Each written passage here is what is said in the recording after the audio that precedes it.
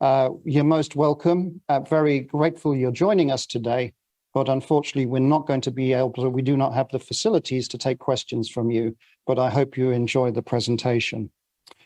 Well, no more ado, but again, to welcome you, Peter Obi, to Chatham House. It's a privilege for us to have you. And I myself am very much looking forward to hearing about your vision for policy change and institutional reforms in Nigeria. Nigeria is a central part of the work of this institute, which is why we are having Nigeria Week here this week. So I want to invite you to come to the podium here and give your presentation, and then we'll have a conversation after that. Thank you very much.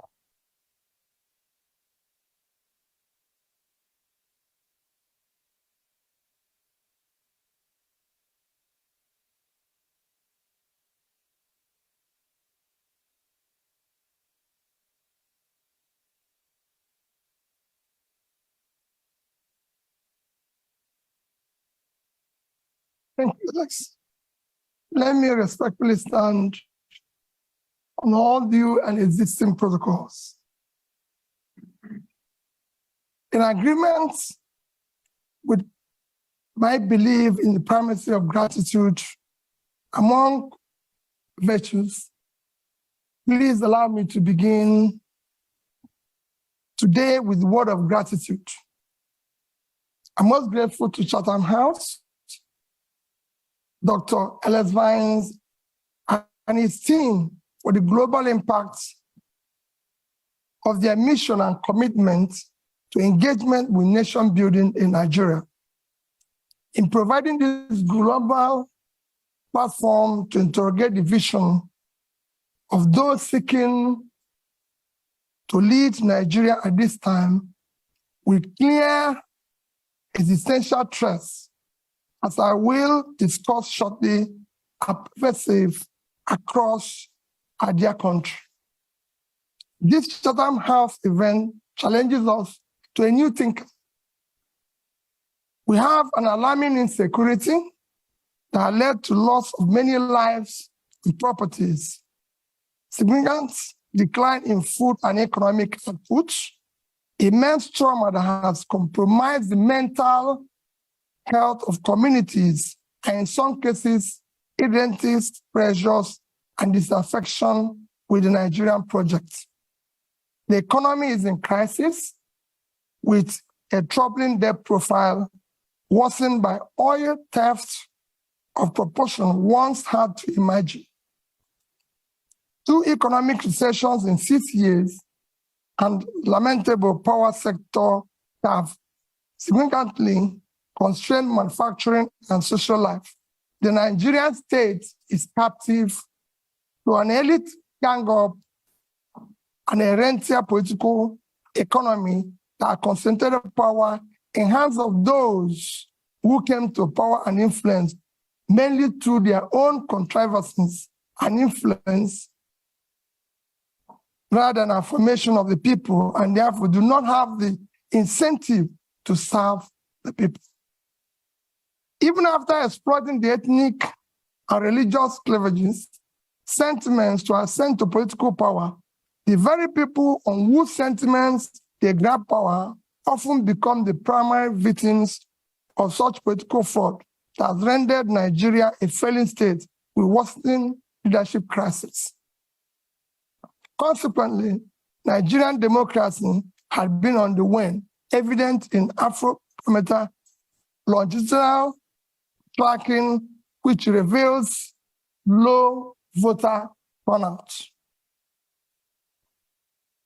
But this seems to have turned around dramatically last year, allowing independent National Electoral Commission to register over 12 million new voters, with many more complaining they wish to register, but unable to do so due to an deadline. What prompted this turnaround?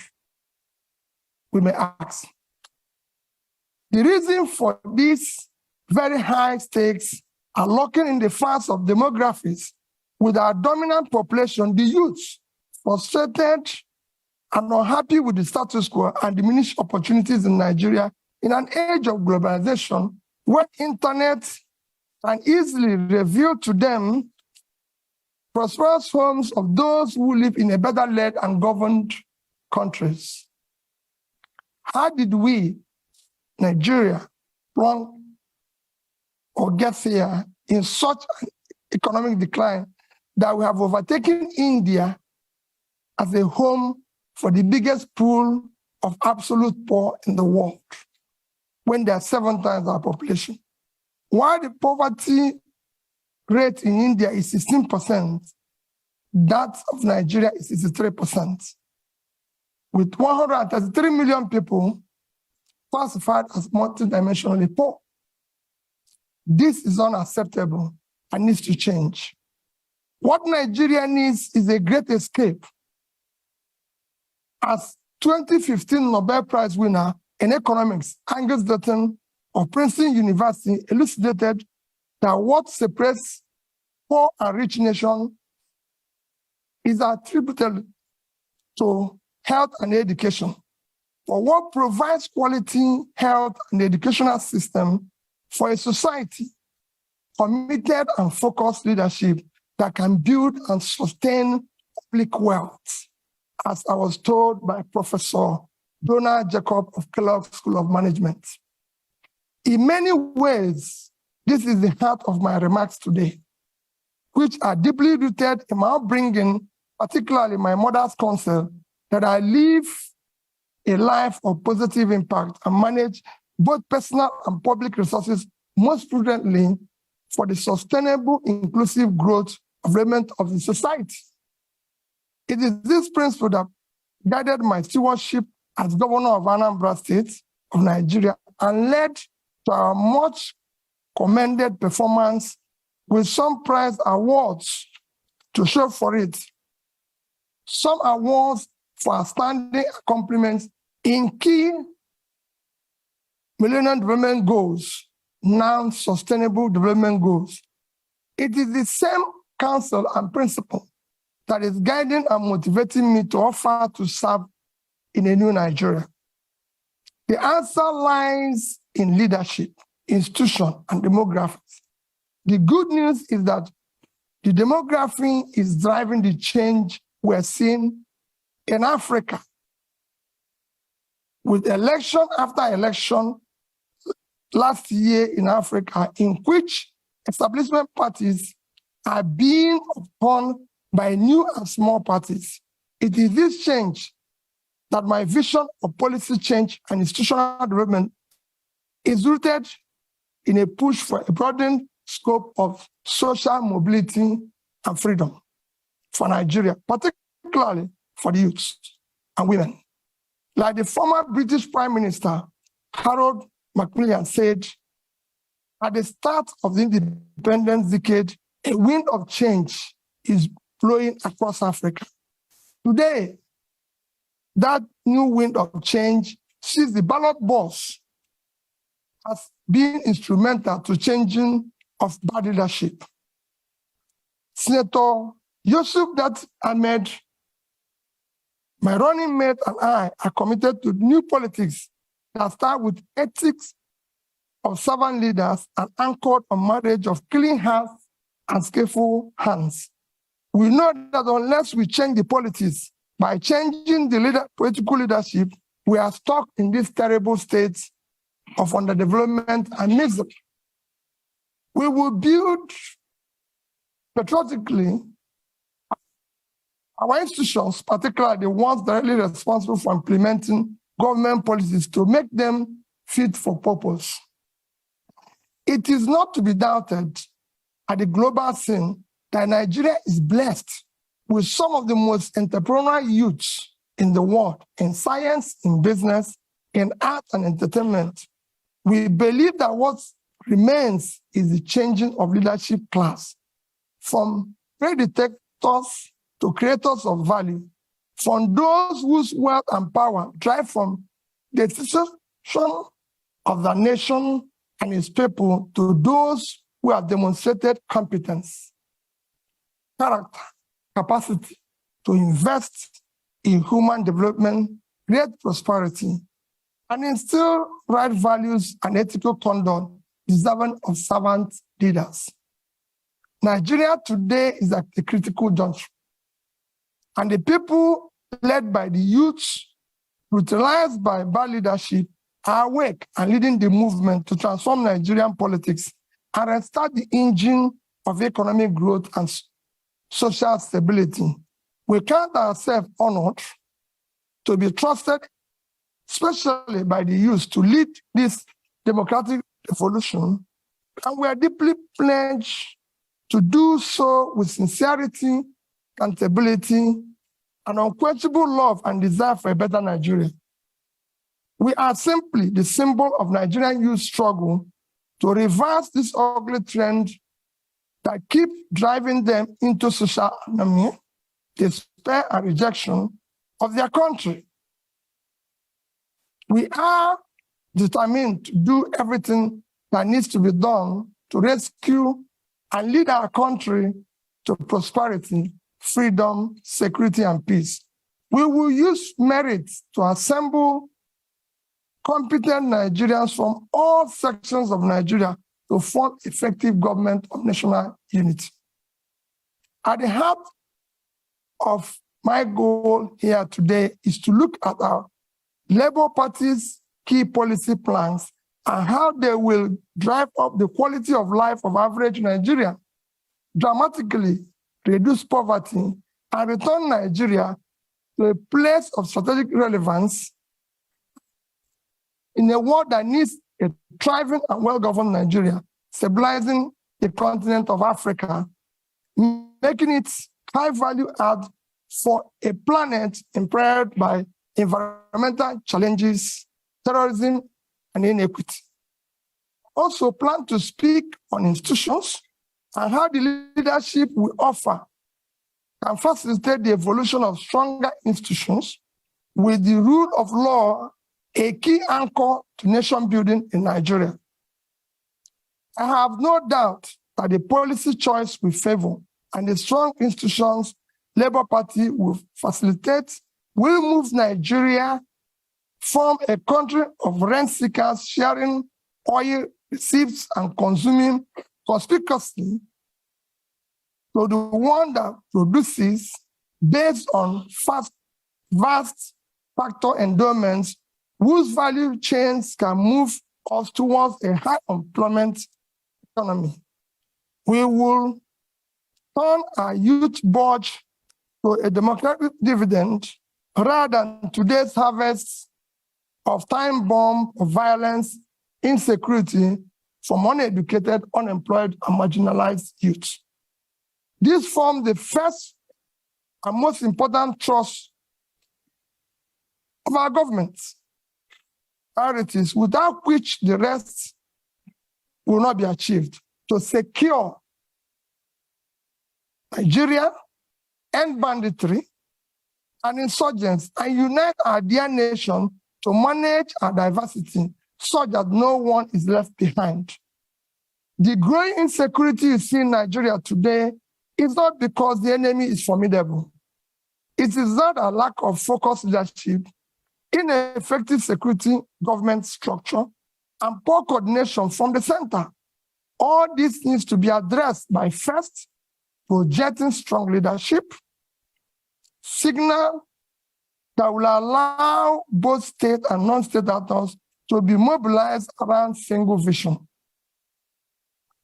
Then by pursuing a robust reform of the security governance structure,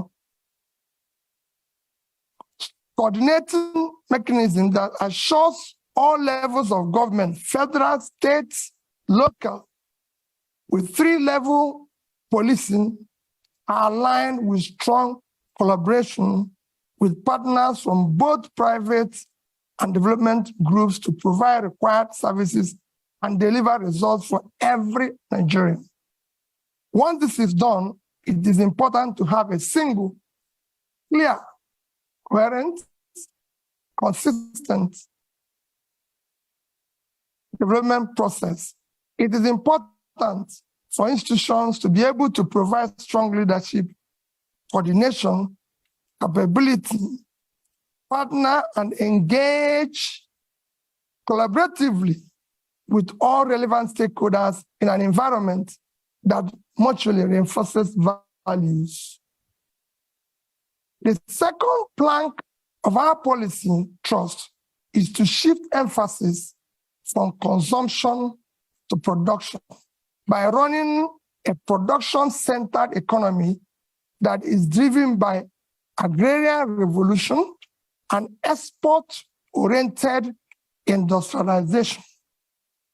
With about 70 million hectares of arable land, we will pursue an agricultural revolution through proper segmentation of Nigerian to activate and harness factor endowment of different parts of the country for both rapid and mechanized agricultural development and as a pillar for Nigerian other sectoral development and industrialization.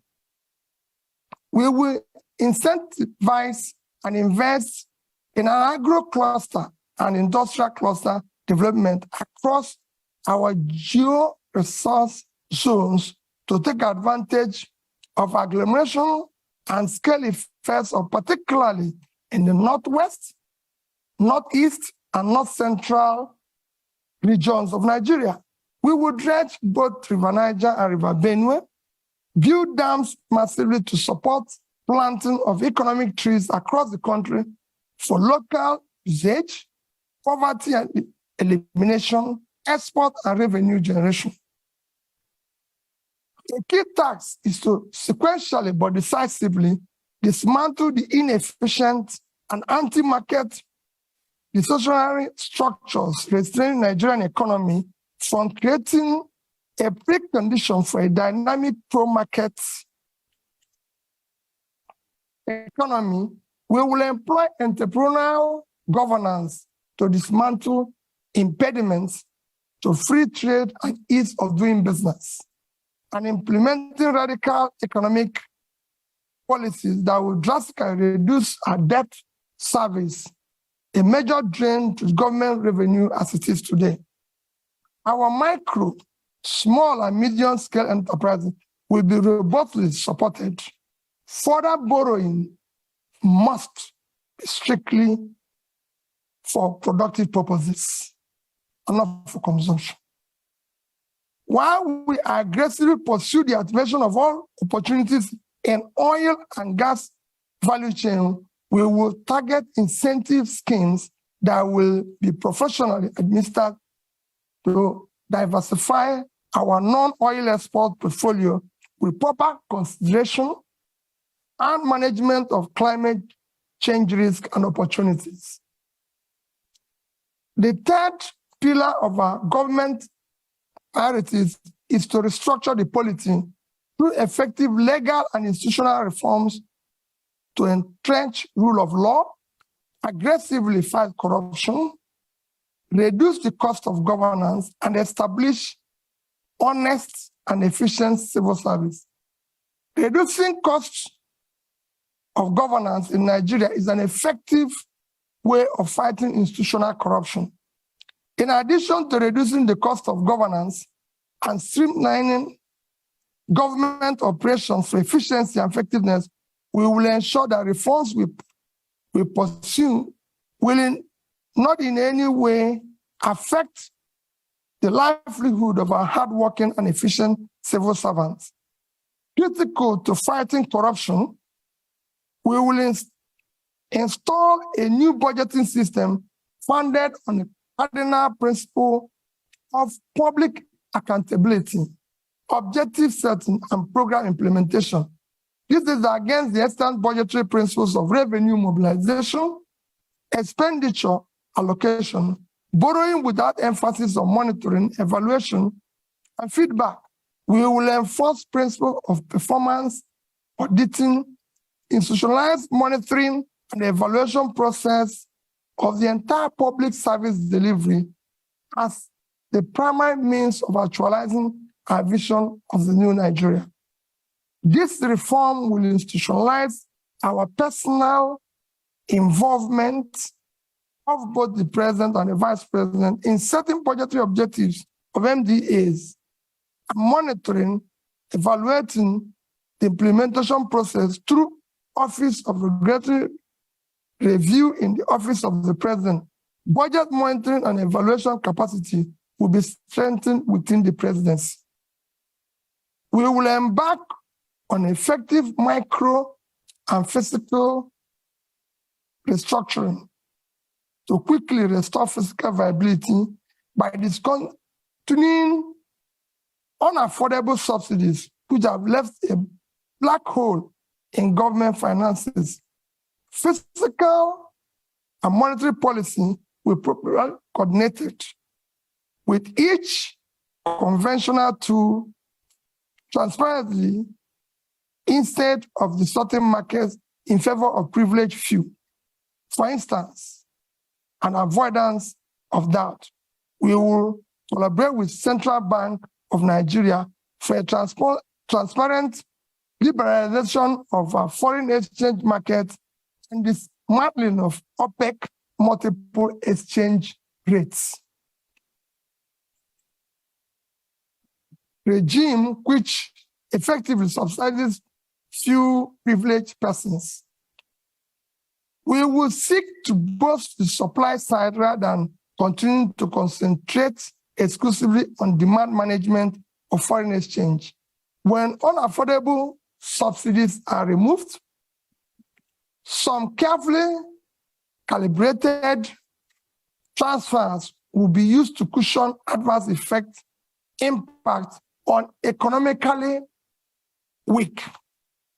If the competitiveness of the sector is to be enhanced, then we will do so via enactment of transparent and specifically target fiscal and trade policies designed to stimulate investment and growth.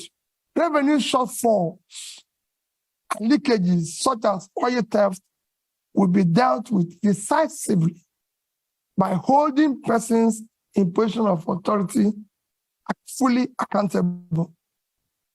The fourth plank of our governance priorities is to leapfrog into the fourth industrial revolution through application of scientific technological innovation to create digital economy.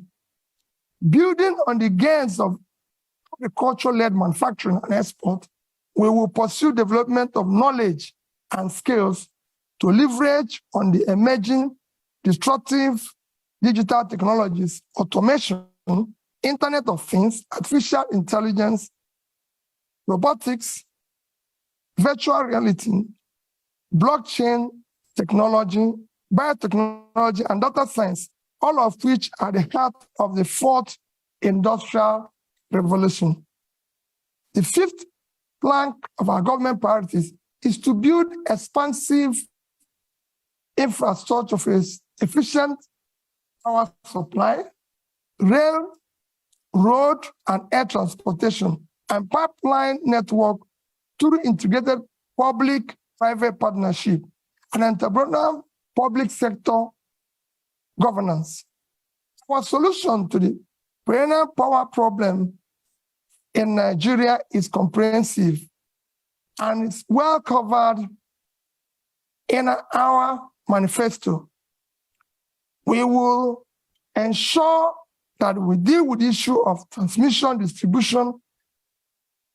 However, we will immediately complete the 2.3 billion Nigeria Siemens network improvement deal to achieve a stable 7,000 by the end of this year, 11,000 megawatts by 2024, and 25,000 megawatts by 2025.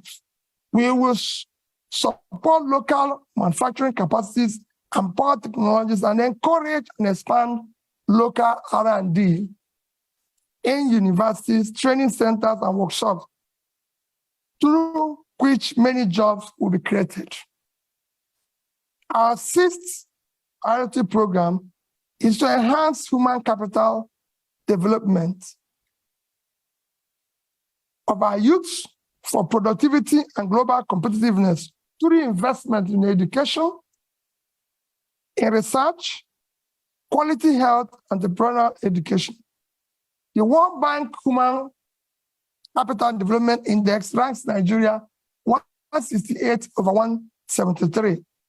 To move Nigeria right to the top bracket of the index, we will pursue a Marshall Plan type program on education that incorporates compulsory technical and vocational skills, sports, entrepreneurship, programming, digital skills from primary to secondary school level.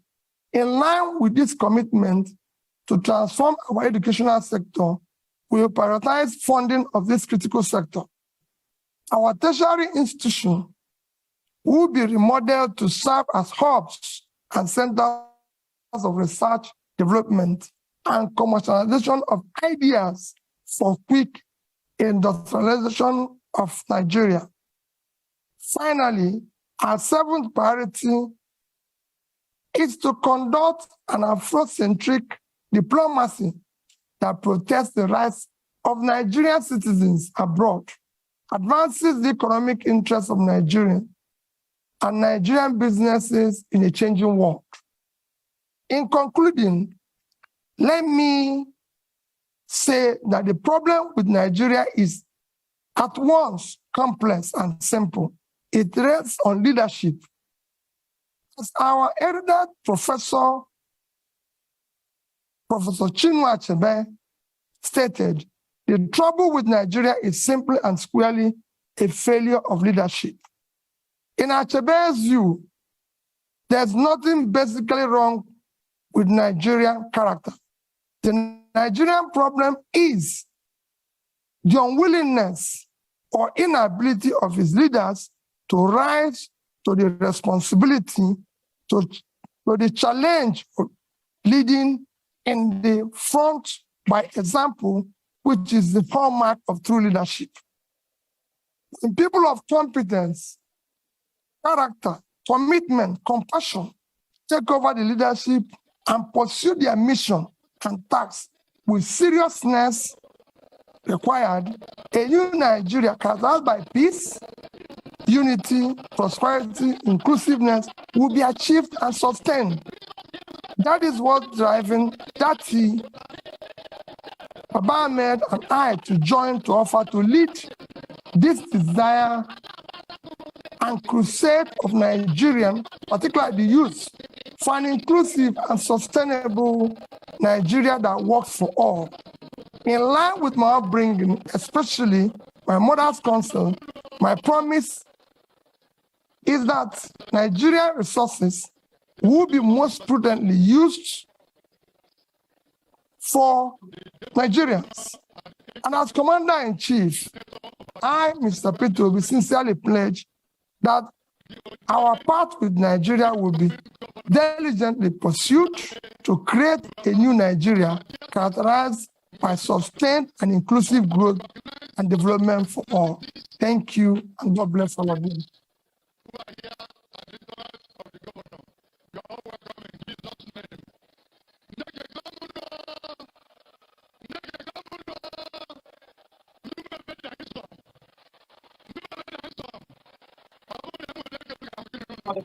Thank you. Peter, I don't know if you want to sit for a moment while we take a few questions. We'll take them in threes, or you can stay there as you wish. Yeah.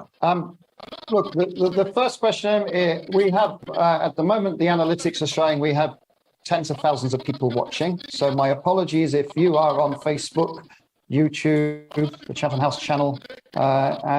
We can't take questions from you. On Zoom, we have hundreds of questions that have come in. One question is from Baba Femi Adibola, who said, is asking the following question. Given the complexity of Nigeria's democracy and the Labour Party not projected to have the majority in the National Assembly, how would you work with legislators to ensure the radical reforms you are proposing come to light if you win the presidential election? So that's one question. Just hold that there. And I'm going to go right to the back of the room, right at the corner there. The gentleman right in the corner. Yes. So, yes, you. Please go ahead. Introduce yourself and one question, please. All right. Thank you. My name is Ajiboye Tsumishi. from Huddersfield University.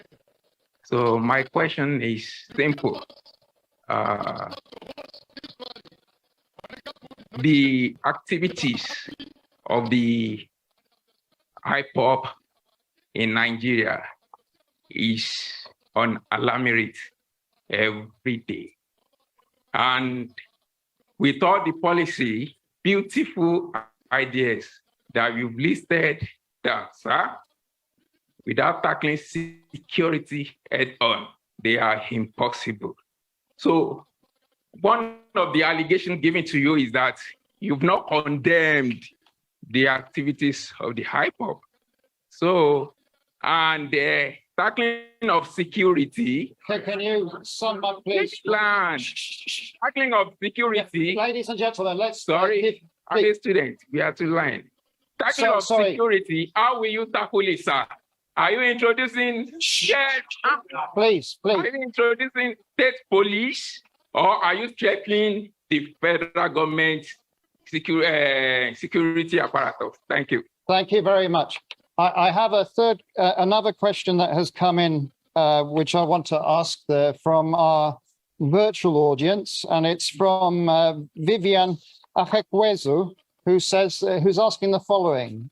Vivian is asking, for many years, Nigeria has underinvested in healthcare. What are your plans for achieving universal health coverage, where access to healthcare is a right rather than a privilege, as well as ensuring sustained funding for epidemic preparedness and response? We did have a similar question for Mr. Tunubu in the last session that we did. So there are 3 questions there for you, Peter, and then I'll come through the audience here. Please just be patient. First question is, how do you deal with the legislators, considering that Labour Party is probably not in control of the legislative arm of the government? Quite frankly, I have been through this as the governor. When I was elected and sworn in as the governor, I have 30 House members, not from my party. In fact, nobody from my party was involved. As long as you are pursuing what is right, everybody will go with you, because the legislator is insecure in his place. He knows that his people are without job, and that's what he wants. He wants development. What else is he elected to do? It becomes a problem when you are pursuing transactional policies, which will benefit you, or you're engaging in nepotism where you have to. But if you address it by strictly following the Constitution, which spells out that the system is characterized by simply that we have diversity and all is included, and you did the right things, you don't need to worry about that. The issue of IPOB, maybe you're not following me. Even yesterday, I spoke about Biafra being ended 53 years ago. It's all over the place in this space. I condemn all agitators, but in condemning them, you have to look at what brought about these agitations all over the place. It's not only IPOB. We have Yoruba Nation movement. We have all sorts. When you have created this level of massive poverty, where 63% of your population is poor, you're going to create all sorts of problems. I was speaking to a British minister this morning. He said we have about 40% unemployment. We have about 60% youth unemployment. Young people in their productive age doing nothing. If you have 15% unemployment in Britain today, you're going to have massive, remember, agitation. Nobody will be able to leave his house. So what we have seen is a cumulative effect of leadership failure over the years, which will be solved by good governance. When people start seeing justice, fairness, and inclusive government and doing the right thing, all those things will start reversing itself.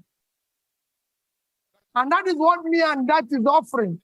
I will talk and discuss with all agitators. There's nothing wrong in that. People agitate even in my house, and I talk with them.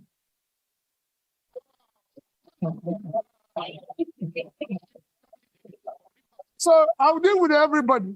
I'll show you of that. Don't worry about that. On the issue of health, yes, we have a problem with health. We have underinvested, and because our government have not prioritized our development agenda, everybody knows that the only measure of development as recognized globally today is Human Development Index. And this is hanged on 3 items: life expectancy, which is health.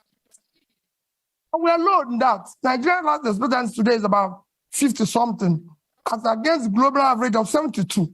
So we're low. Same in education. So it's to prioritize that.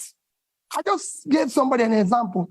In the past 5 years, from 2015 to 2021, Nigerian budget in health is under 2.5 trillion for 200 million people.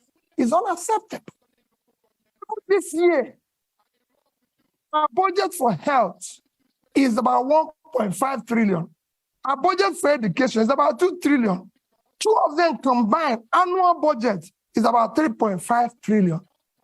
When your 6-month budget for subsidy, which is a criminalized, listen, it's 3.6 trillion. It's unacceptable.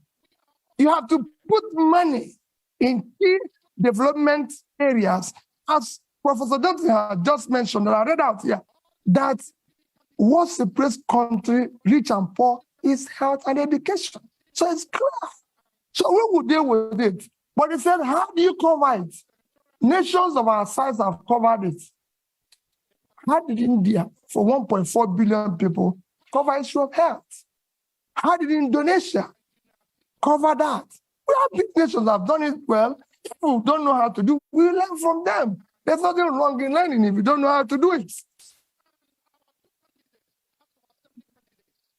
I'm going to take more questions. Now, there is someone who has such a strong arm. Their arm has been up for 15 minutes. Now, I'm not going to say that's criteria for taking question next time. But, madam, you get the question. You have the strongest arm in the audience. Please introduce yourself. One question. Thank you so much. Good afternoon and welcome, sir. My name is Priscilla Winkbo, and I'm an independent broadcaster here in London. And sir, you spoke about your point number 5, which is to generate electricity and power in Nigeria. And you spoke about transmission, distribution, and generation. But I think it's fair to say that our problems with power goes beyond those 3 areas. And the main problem that I see here is this.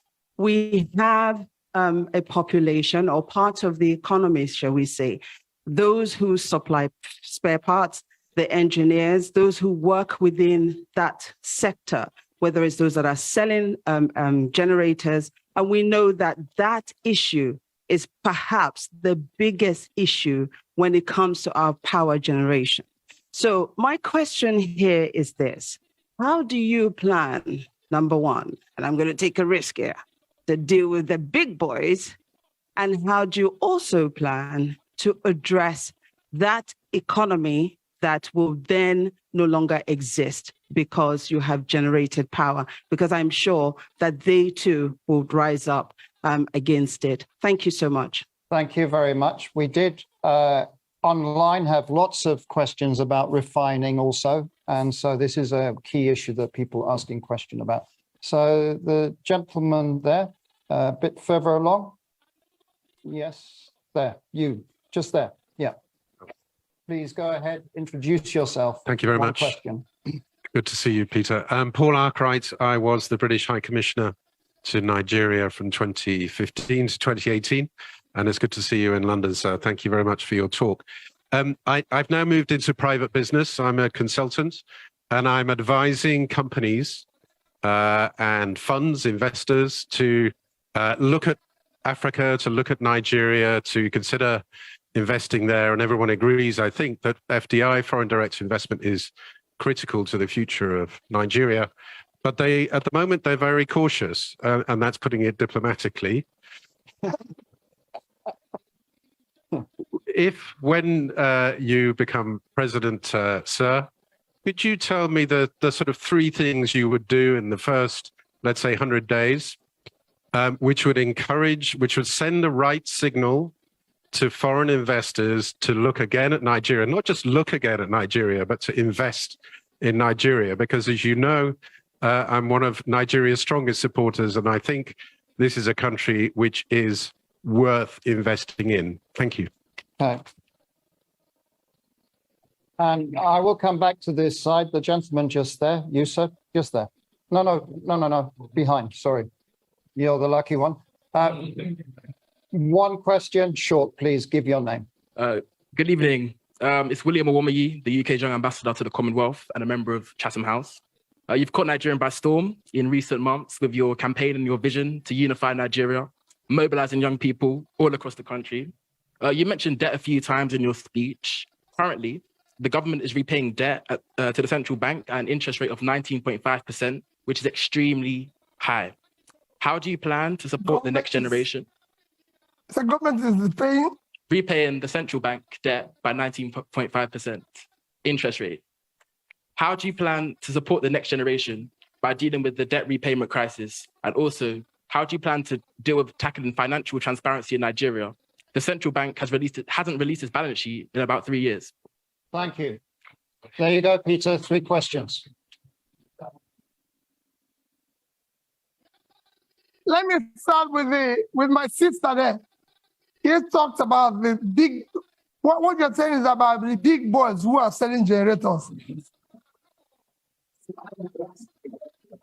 Let me assure you what we've been campaigning on. Our campaign, you have heard them say we don't have structures. That is the structure we're trying to destroy. Structure of criminality. That is what I mentioned. Now Nigeria is being held captive. That structure is structure that impoverished Nigeria. We will dismantle it.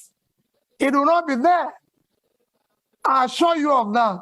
We're going to turn around the power sector. Nigeria generates about, today, 56,000 megawatts of electricity for 200 million people. And South Africa, the second biggest in terms of economy in the continent, 5 to 6,000, that's 5 to 6,000, sorry. South Africa, the second biggest economy, 60 million people, generates about 40 to 50,000. And South Africa, in the past 3 months, have declared emergency in power and said anybody can generate up to 100 megawatts without license. So somebody who is 60 million, generating about over 40,000, declared emergency. What do you think somebody with 2 million people generating 5 to 6,000 will do? War. I'm going to declare war on power, and I'll solve it. Anybody who stands on the way, so be it. Bringing back foreign investor is very simple, Paul. Foreign investor is like bee and honey. What you need is to create honey. The way bee will find the place is very simple. Foreign capital is scared of corruption. It's scared of bad policies.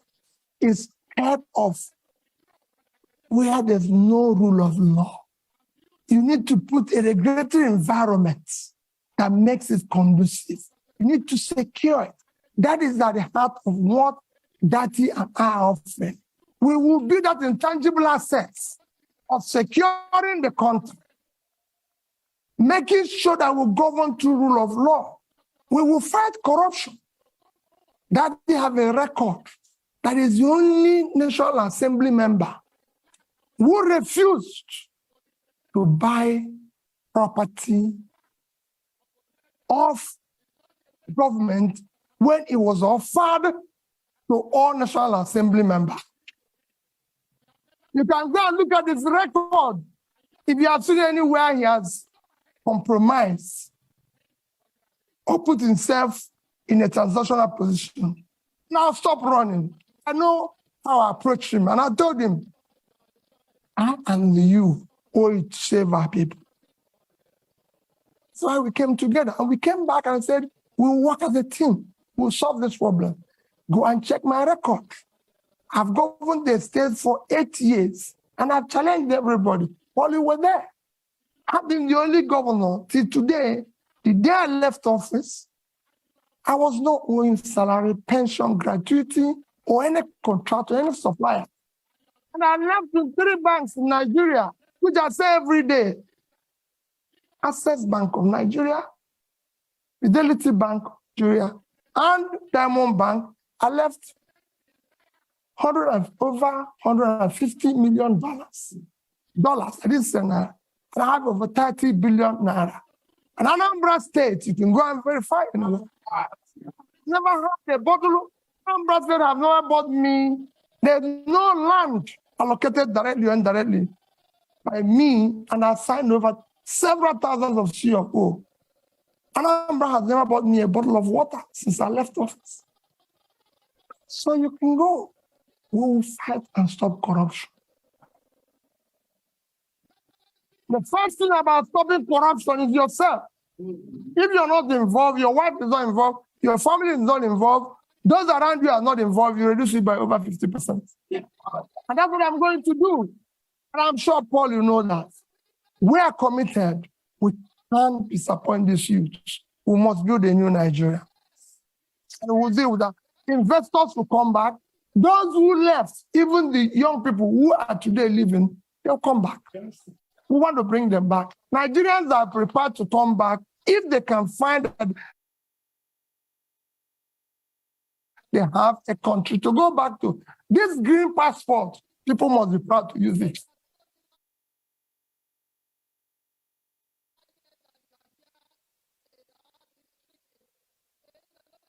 On issue of capital, where do you find money? My young brother, there's nothing wrong in borrowing. Borrowing is a legitimate way of every government I've studied in the world borrow. Even Britain, as we speak, owes over 70% of their GDP. Every government I know lives on borrowing. Even Norway with 1.4 trillion sovereign wealth is owing. The economies of the world, the 3rd biggest nation in the world is America. The debt of America today is almost 100% of their GDP. The second, China, is almost over 60% of their GDP. Japan owes over 230% of their GDP. But let me tell you the difference. Japan is owing over 230% of their GDP. They invested the money to save their economy. And in that, even with that, Japan is still the highest holder of US treasuries. So there's something they can fall back on. What has happened? So borrowing is not wrong. If I have done, I compare 2 countries that have borrowed with Nigeria and how well they've done. But what has happened is that when you borrow for consumption, you have a crisis. Nigeria borrowed for consumption. Nigeria in 2015 had a GDP per capita of $2,550. And they were owing about 15 trillion naira. Today, with central bank ways and means, we're owing over 75. So we have grown that debt by about 400%, but our per capita is 2,000. That means that the money we borrowed was thrown away.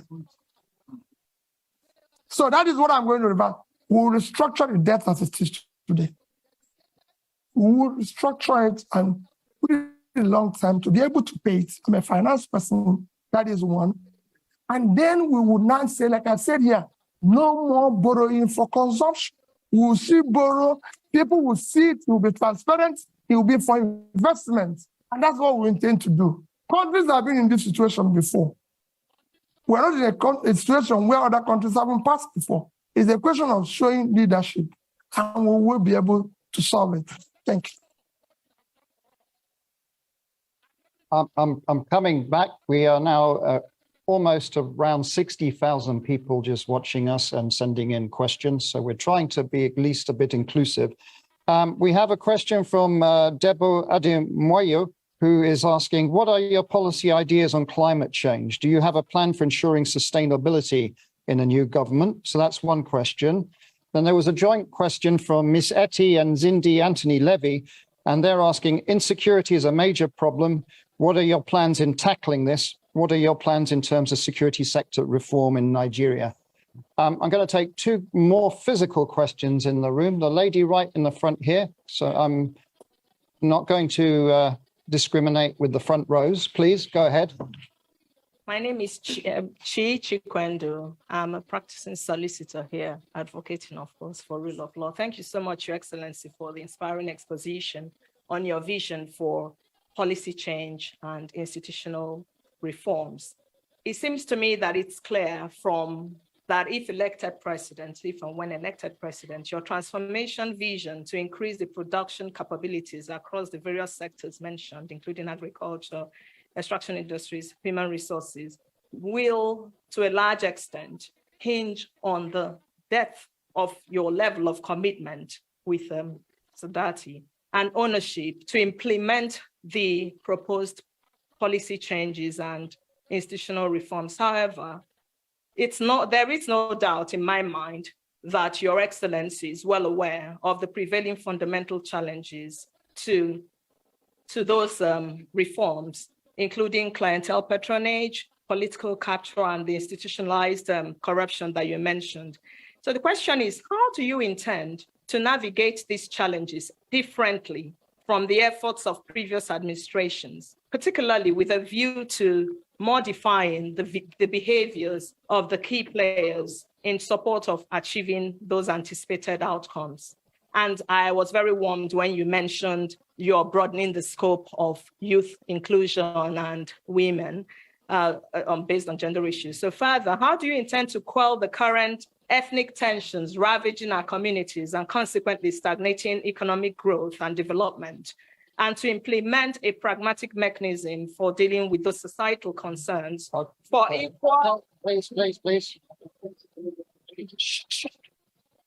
We need... The longer this takes, the less questions. Madam, please, now. So the question there is, how do you intend to implement a pragmatic mechanism for dealing with those societal concerns for equal access to the services, inclusive participation, and integrating the various ethnic groups? Thank you very much. Thank you. Peter, if you answer those questions, because that was more than one question.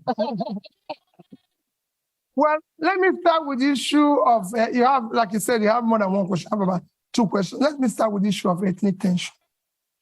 The ethnic tension you see today is based and as a result of injustice, unfairness, exclusion, marginalization. As you start reversing that, they start going down. That is what I said to the young man about agitation.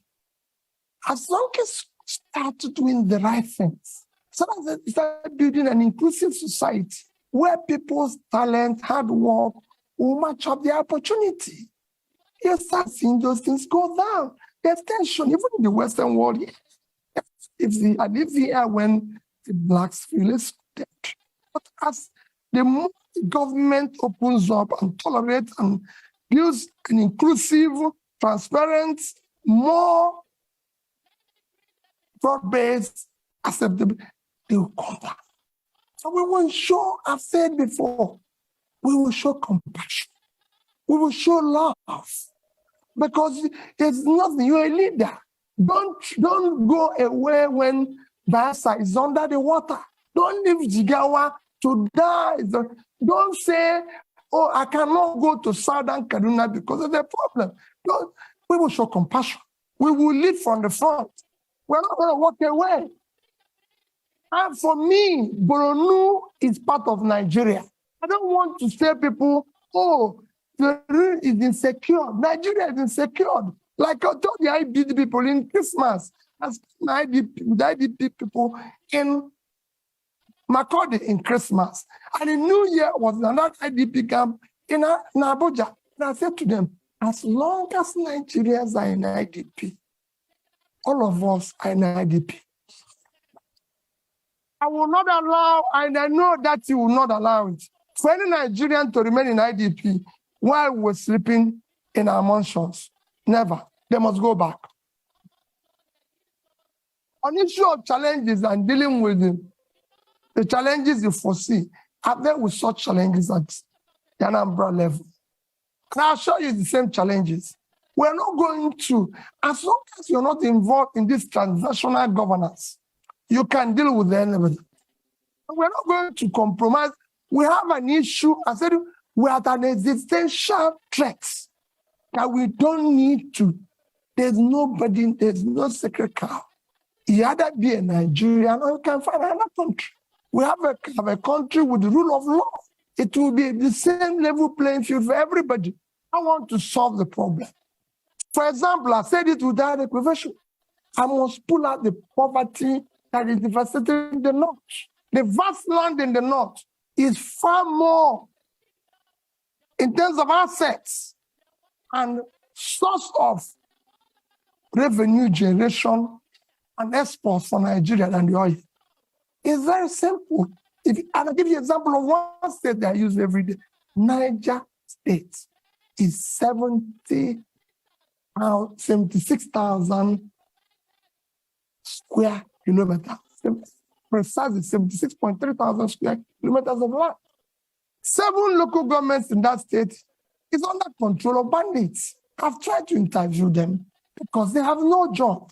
They have nothing and everything. Niger State is 2.5 times the size of Netherlands. And Netherlands agricultural export last year was 120 billion. Why can't Niger State do 5% of that? They have arable land. And all they get from the revenue, from the sharing, which is the consumption, is less than 50 billion naira. When they have minus their debts and everything. If they earn 6% of 5% of that is $6 billion. At 650 is about 4 trillion, 80 times what they get from here. We will change it.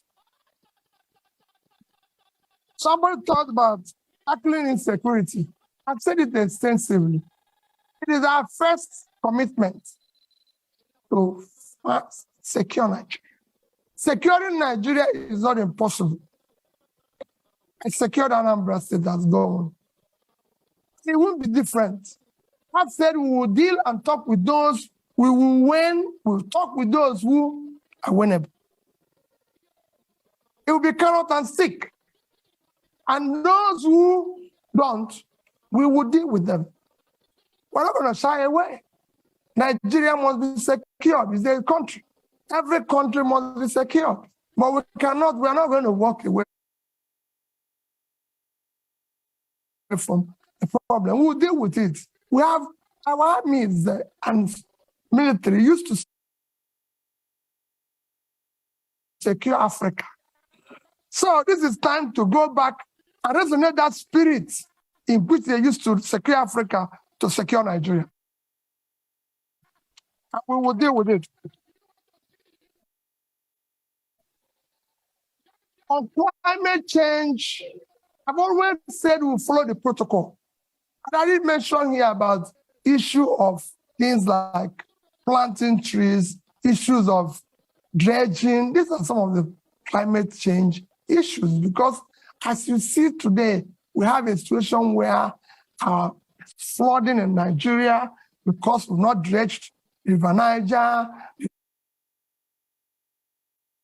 River Benue and everything. And I said it consistently.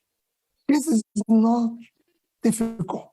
We've awarded contracts for it in the past. Today, every Egyptian will tell you, no Nile, no Egypt. They have used it to improve the water transportation, which dredging this one do. It's a long fight. Climate change, they've used it for other means, which we will use the same River Niger and River Benue to do. River Niger and River Benue combined is, River Niger is 4,200 kilometers long. River Nile is 1,400. River Benue is 1,400 long. So two of them are 5,600. Nile is 6,650. If Egypt, an African country, can dredge, maintain River Nile, Nigeria is big enough to deal with this, and we will deal with it. And I assure you, you see the difference, it will be clear. Other protocols of climate change will follow it. When we find difficult, we'll negotiate and talk with other involved in that. We are signatory to it. It is devastating the world today. So we must follow the protocol. Thank you. The clock is ticking. We're on borrowed time now, but we are going over, as I said. So there's right at the front here, there's a gentleman there. I'm going to take 3 questions, and then I think the clock is going to have had its say. Short and sharp, please. Okay, go ahead. Sure. Hi, good afternoon. My name's Alexis Akwajiram. I'm the managing editor of Semaphore Africa.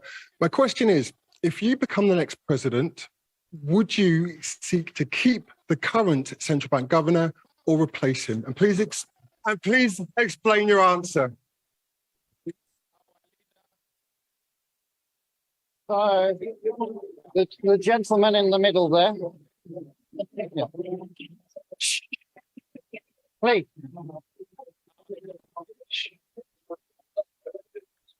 Go ahead. Good afternoon, and thank you for your remarks. My name is Chibuikem Ugongadi. I'm a master's student at King's College London, and it's funny, actually, my question is related to him. Given the debacle at the central bank currently and their conduct over the past 8 years, what is your view on central bank independence as a tool to improve economic growth? And how will you what will you do about the leadership at the central bank when you become president in order to make sure that their principles are in line with yours on monetary policy? Thank you very much. The lady over there. Yes, madam, you. Yes, but sharp, please. There's a microphone just here. It's next to you, just there, please. Aha. Your Excellency, good afternoon. So my question here is this: you talked about restructuring. As you're aware, Nigeria can barely service its external debt. Nigeria can barely service its external debt. Our current external debt, we cannot service it, or we're finding difficult to service it. Now, when you become president, how do you intend to restructure our external debt without actually downgrading our rating in the market? Thank you. Thank you. And your name, just so we have it. Okay, thank you. And then if we move the microphone to the lady just there, last question. Yes. Good afternoon. Nice to see you again, Mr. Obi. My name is Kenneth Chikuwaba. I'm a PhD candidate at the University of Cambridge. I study public-private partnerships and education. I read your manifesto, and it seems PPPs are taking a central stage in education sector. So I wanted to ask, what is your rationale for involving private actors in public education, and what governance structures would you put in place to ensure the accountability of these actors in a sensitive sector such as education? Thank you. Thank you very much. My apologies. We've run out of time now. I'm watching the clock.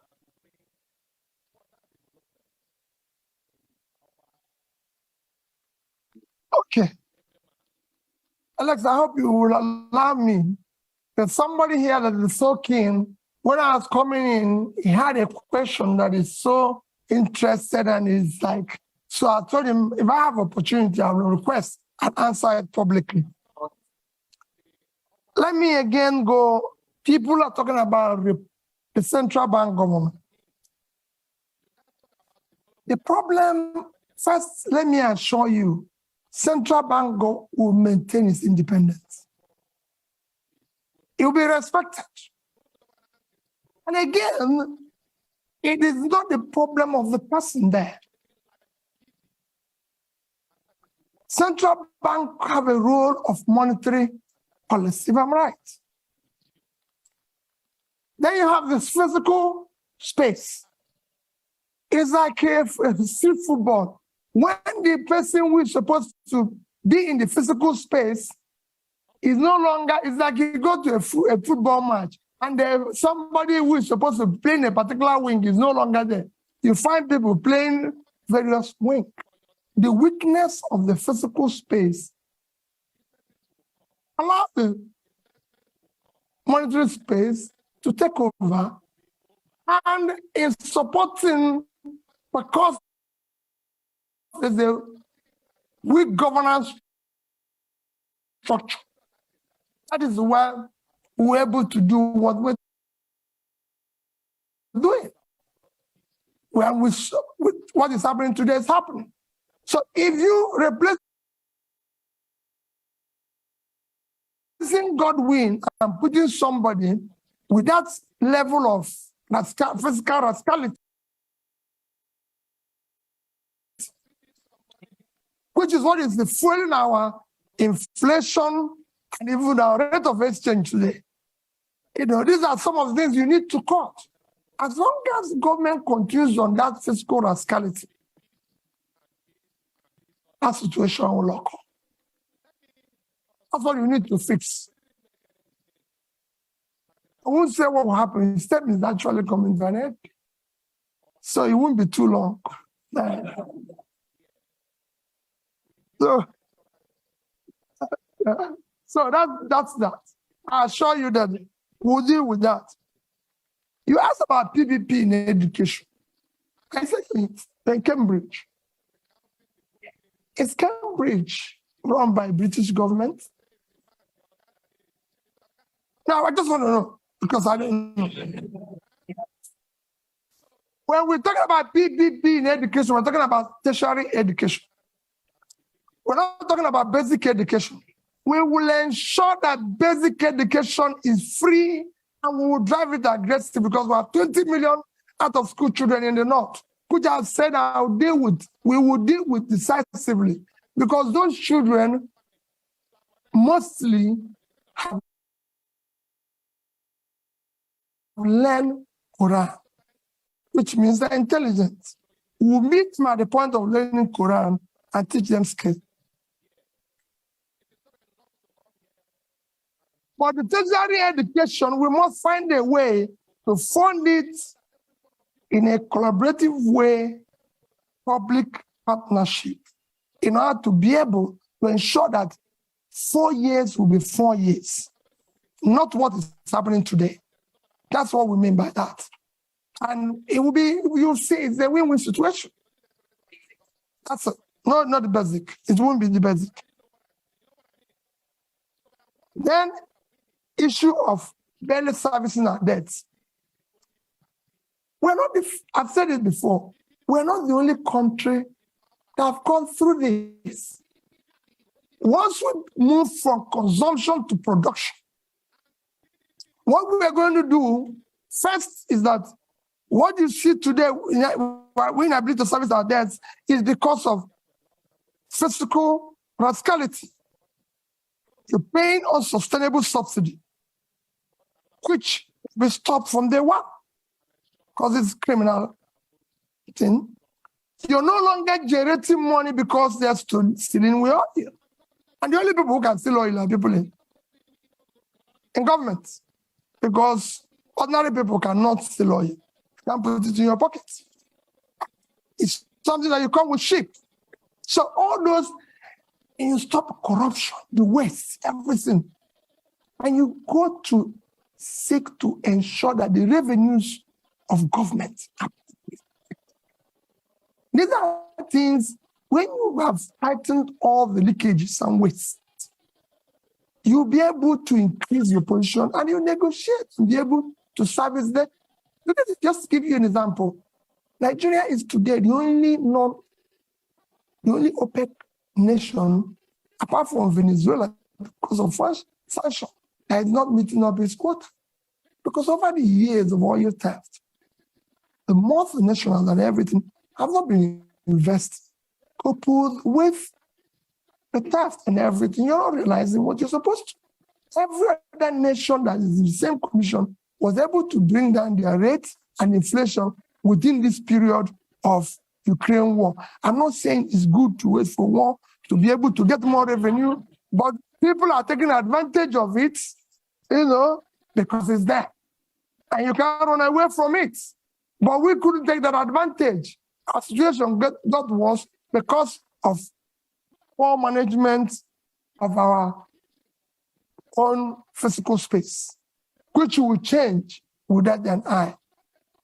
And finally, like I said, somebody kept telling me that issue that people have been saying that if I become president, that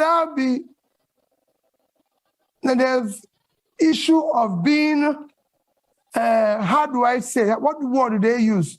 Stingy. Pat knew the question of stingy. How are you going to manage? Because they said you'll be stingy and everything. Let me say it public that people don't know what it is all about. The heart of poverty is capital formation. And you can't go about capital formation without savings. Even in the most developed world, which is why I said that Japan holds highest amount of US treasury. If you listen or you go and read about what Professor Ragnar Nask done in the 50s, he showed it clearly. Capital formation is the heart of poverty. Without capital formation, you have low productivity, low income, and you produce poverty all over the place. What I was doing as governor, I was the best governor in Millennium Development Goals by the UNDP. You can go and check that. Isn't that? I won a prize for the best road network. I won the Gay Prize back to back on health. You can go and see what I did in health. Build scratch, teaching hospitals and everything. Improved #1 in education.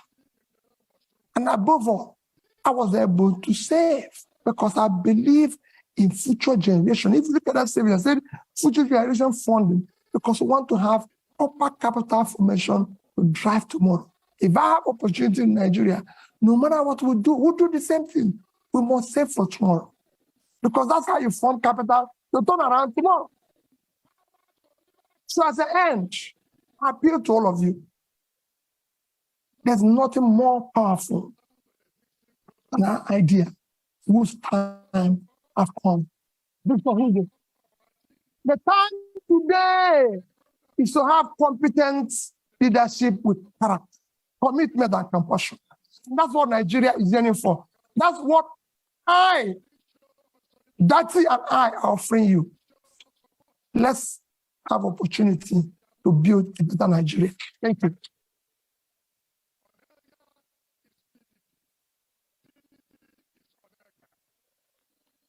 Thank you.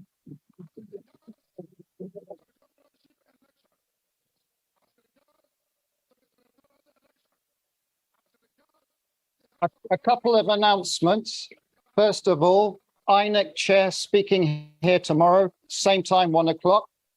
You're welcome. It's also going to be live streamed. NNPP presidential candidate Wednesday, same time. And finally, again, just to thank Peter Obi for coming to Chatham House. And good luck in your campaign. And please, if you can just remain seated or on the side while Peter Obi leaves. Thank you very much and have a good afternoon. Okay.